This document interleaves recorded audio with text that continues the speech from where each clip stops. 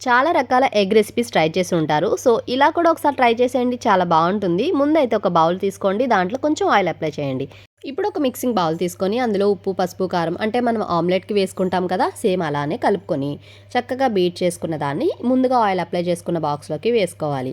ఇప్పుడు అందులో కొంచెం మిర్చి కూడా యాడ్ చేశాను. అది ఆప్షనల్. ఇప్పుడు ఒక ప్రెషర్ కుక్కర్ తీసుకొని అందులో కాస్త వాటర్‌ని యాడ్ చేసి ఈ బాక్స్ మూత పెట్టేసి ఒక 3 విజిల్స్ వేయించేసుకోండి.